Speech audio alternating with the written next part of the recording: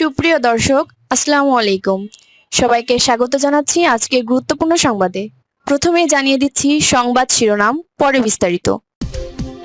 গাজামুখী নৌবহরের ৩ জাহাজে উঠে পড়েছে ইসরায়েলি সেনারা, জরুরি অবস্থা জারি। এদিকে ট্রাম্পের নির্বাহী আদেশ, কাতারে হামলা হলে জবাব দেবে যুক্তরাষ্ট্র। তারপর থাকছে ট্রাম্পের গাজা পরিকল্পনায় নেতানিয়াহুর পরিবর্তন, ক্ষুব্ধ সৌদিসহ মুসলিম নেতারা। সর্বশেষ থাকছে হামাসকে গাজা শান্তি পরিকল্পনা নিয়ে ট্রাম্পের হুঁশিয়ারি। শুনছিলেন সংবাদ শিরোনাম, এখন বিস্তারিত। তার আগে আমাদের চ্যানেলটি সাবস্ক্রাইব করে রাখুন যাতে সবার আগে আপডেট খবর আপনার কাছে পৌঁছে যায়। চলুন কথা না বাড়িয়ে বিস্তারিত জেনে নেই। গাজামুখী নৌবহরের ৩ জাহাজে উঠে পড়েছে ইসরায়েলি সেনারা, জরুরি অবস্থা জারি। গাজা অভিমুখী নৌবহর গ্লোবাল সুমুদ ফ্লোটিলাকে আন্তর্জাতিক জলসীমায় ঘিরে ফেলেছে ইসরায়েলি যুদ্ধজাহাজ। বৃহস্পতিবার রাতে আলমা, আদারা ও সিরিয়াস নামের ৩টি জাহাজে দখলদার ইসরায়েলি সেনারা উঠে পড়েছে বলে জানিয়েছে সংবাদ মাধ্যম মিডল ইস্ট আই। অন্যদিকে ফ্লোটিলার আয়োজকদের বরাত দিয়ে আল আরাবিয়ার এক প্রতিবেদনে জানানো হয়েছে, গাজায় সহায়তা পৌঁছে দেওয়ার চেষ্টা করা তাদের জাহাজগুলোতে জরুরি অবস্থা ঘোষণা করা হয়েছে। গাজা অভিমুখী এই মিশনের আয়োজকেরা বলেছেন, ইসরায়েলি ২টি যুদ্ধজাহাজ দ্রুত গতিতে এসে বহরের ৩ জাহাজ আলমা, আদারা ও সিরিয়াসকে ঘিরে ফেলে। এ সময় সব ধরনের ন্যাভিগেশন ও যোগাযোগ ব্যবস্থা অচল হয়ে যায়। জাহাজে অবস্থানরত আয়োজক থিয়াগো আভিলা এক সংবাদ সম্মেলনে যোগাযোগ ব্যবস্থা অচল হওয়ার ঘটনাকে ইসরায়েলি সামরিক বাহিনীর সাইবার হামলা বলে অভিহিত করেছেন।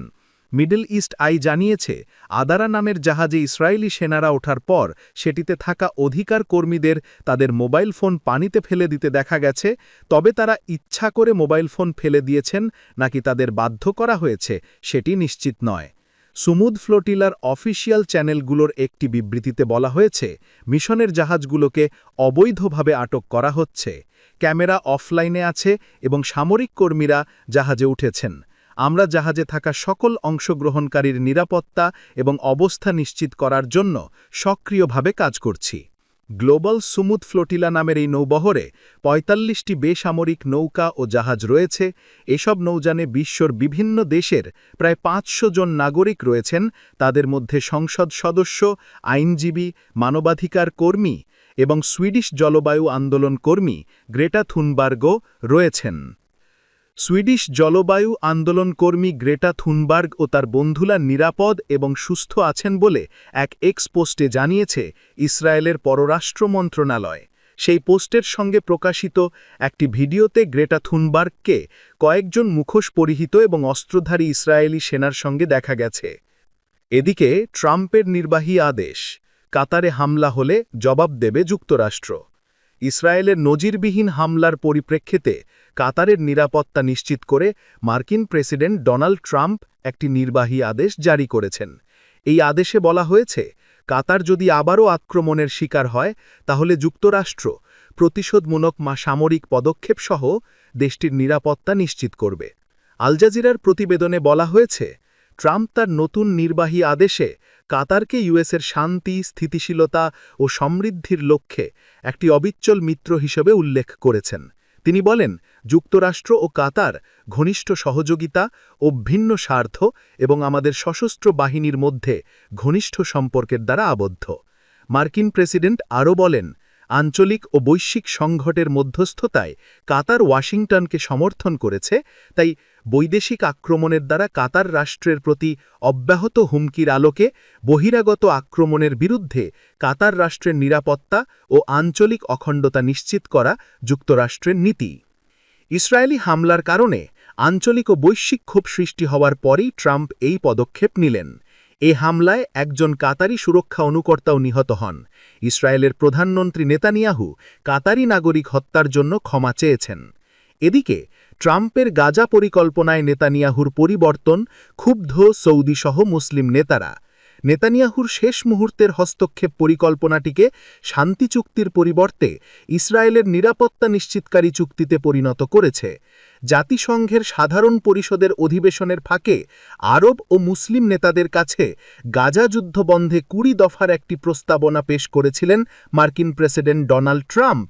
ওই প্রস্তাবনায় নিজেদের সুবিধামতো বড় ধরনের পরিবর্তন করেছেন ইসরায়েলি প্রধানমন্ত্রী বেঞ্জামিন নেতানিয়াহু। পরে ওই পরিবর্তিত প্রস্তাবনাই পেশ করা হয় ফিলিস্তিনি প্রতিরোধ আন্দোলন হামাসের কাছে। এই ঘটনায় তীব্র ক্ষোভ প্রকাশ করেছেন সৌদি আরব, মিশর, জর্ডান ও তুরস্ক সহ মুসলিম নেতারা। অবিকহল সূত্রগুলো জানিয়েছে, হামাসের কাছে যুক্তরাষ্ট্র এখন যে প্রস্তাবনা পেশ করেছে এটি আরব ও ইসলামী দেশগুলোর কাছে পেশ করা প্রস্তাবনা নয়। পূর্বের খসড়ার সাথে এর মৌলিক ব্যবধান রয়েছে।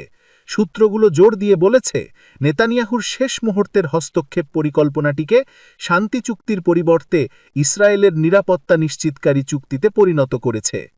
মিডল ইস্ট মনিটর জানিয়েছে, গত রোববার হোয়াইট হাউসে ৬ ঘণ্টার রুদ্ধদ্বার বৈঠক করেন নেতানিয়াহু। এ সময়ে ট্রাম্পের মধ্যপ্রাচ্য বিষয়ক বিশেষ দূত স্টিভ উইটকফ, ট্রাম্পের জামাতা জ্যারাড কুশনার ও নেতানিয়াহুর ঘনিষ্ঠ উপদেষ্টা রন ডারমার উপস্থিত ছিলেন। সেখানে নেতানিয়াহু তাদেরকে এই বিশেষ পরিবর্তনে রাজি করাতে সক্ষম হন। বিশেষ করে গাজা থেকে ইসরায়েলি বাহিনী প্রত্যাহারের শর্ত ও সময়সীমা সম্পর্কিত ধারাগুলিতে বিশেষ পরিবর্তন আনেন।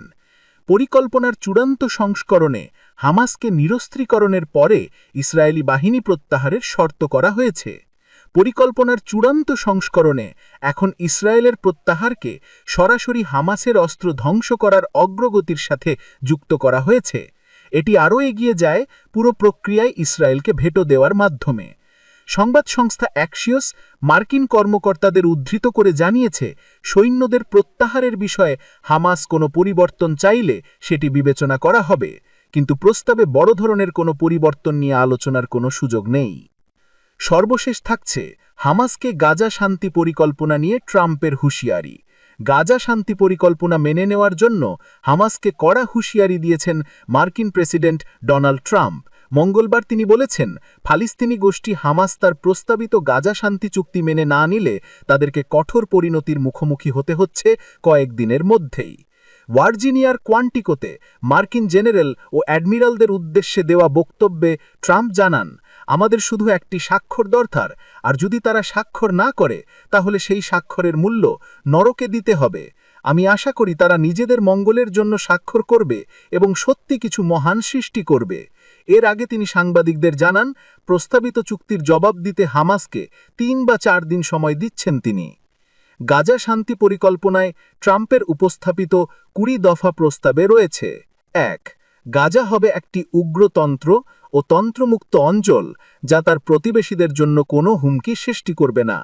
২. ইতিমধ্যে চরম কষ্ট সহ্য করা গাজাবাসীর জীবনমান উন্নত করার লক্ষ্যে গাজাকে পুনর্গঠিত করা হবে। ৩.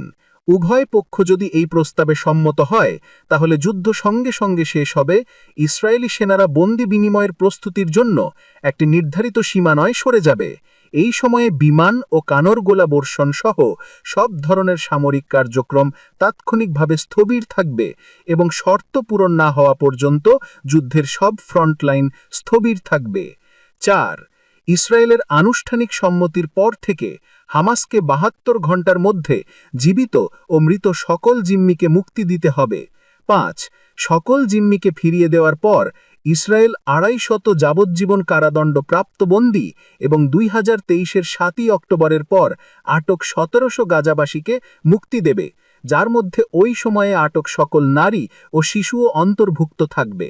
এছাড়া যদি কোনো ইসরায়েলি জিম্মির দেহাবশেষ মুক্তি দেওয়া হয় তাহলে তার বিনিময়ে ইসরায়েল ১৫টি মৃতদেহা শিশির হস্তান্তর করবে।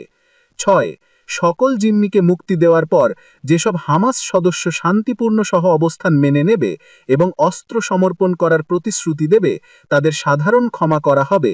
এছাড়া হামাসের যেসব সদস্য গাজা ছেড়ে যেতে ইচ্ছুক তাদের গন্তব্য দেশগুলোতে নিরাপদে পৌঁছানোর ব্যবস্থা করা হবে।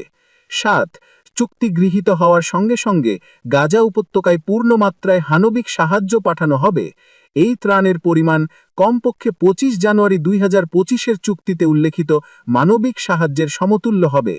এর মধ্যে থাকবে অবকাঠামো, জল, বিদ্যুৎ, পয় নিষ্কাশন, হাসপাতাল ও বেকারিগুলোর সংস্কার এবং ধ্বংসস্তূপ সরিয়ে ও হ্রদ খুলে দেওয়ার জন্য প্রয়োজনীয় যন্ত্রপাতির প্রবেশ। 8 এই ত্রাণ বিতরণ হবে সম্পূর্ণ নিরপেক্ষভাবে আন্তর্জাতিক সংস্থাগুলোর তত্ত্বাবধানে। এছাড়া 19 জানুয়ারি 2025-এর প্রক্রিয়া মেনে রাফা ক্রসিংও উভয় দিকে খুলে দেয়া হবে। 9 প্রস্তাব অনুযায়ী গাজাকে একটি অস্থায়ী অন্তর্কালীন শাসনের অধীনে আনা হবে।